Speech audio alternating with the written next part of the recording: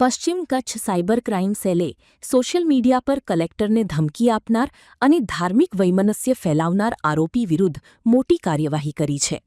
આરોપી નિઝામ સુલેમાન રાયમાએ ઇન્સ્ટાગ્રામ પર આપત્તિજનક પોસ્ટ મૂકી વહીવટીતંત્રને પડકાર ફેંક્યો હતો, જેની ગંભીર નોંધ સાયબર સેલે લીધી હતી. નોડલ અધિકારી એમ મકવાણાના માર્ગદર્શન હેઠળ પીઆઈ ડીપી ચુડાસમા અને ટીમે ટેકનિકલ સર્વેલન્સના આધારે માંડવીના ગઢશીશાથી આ શખ્સને ઝડપી લીધો છે.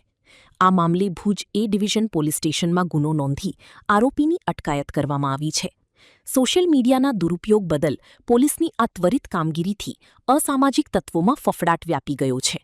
પોલીસ દ્વારા આરોપી સામે કડક કાયદેસરની કાર્યવાહી હાથ ધરવામાં આવી છે.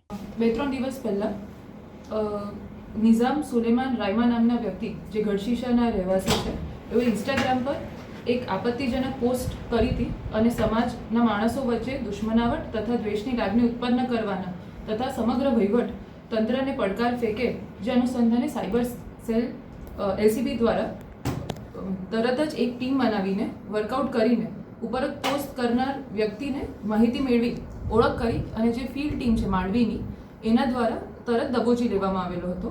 આવા અસામાજિક તત્વો સમાજના વર્ગ વિગ્રહ કરે અથવા વહીવટીતંત્રને પડકાર રૂપે બને તે કદાપી ચલાવી લેવાય તેમ નથી અને એ હેતુથી શ્રી સરકાર તરફે ફરિયાદી બની આરોપી વિરુદ્ધ cyber crime cell LCB Bhuj દ્વારા કાયદેસર કાર્યવાહી કરવા સારું આપી આરોપી નિઝામ સુલેમાન રાયમાને હસ્તગત કરી ભુજ શહેર એ ડિવિઝન ખાતે આગળની કાયદેસરની કાર્યવાહી સારું સોંપવામાં આવેલ છે.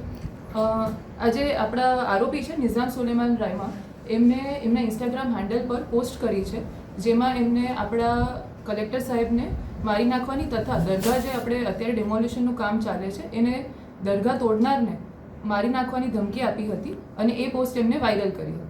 આપણી પાસે સોશિયલ મીડિયા મોનિટરિંગનો સેલ છે જે સાયબર સેલમાં આવેલ છે.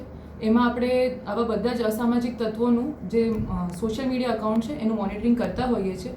પબ્લિકની એ જ અપીલ છે કે તમે આવા બધા પોસ્ટ જોઈને ઉશ્કેરાઈ ના જાઓ અને કોઈપણ અસામાજિક તત્વો સાથે જોડાઈને કોઈપણ એવા કૃત્ય ના કરો જે આગળ જઈને તમને તકલીફરૂપ બને.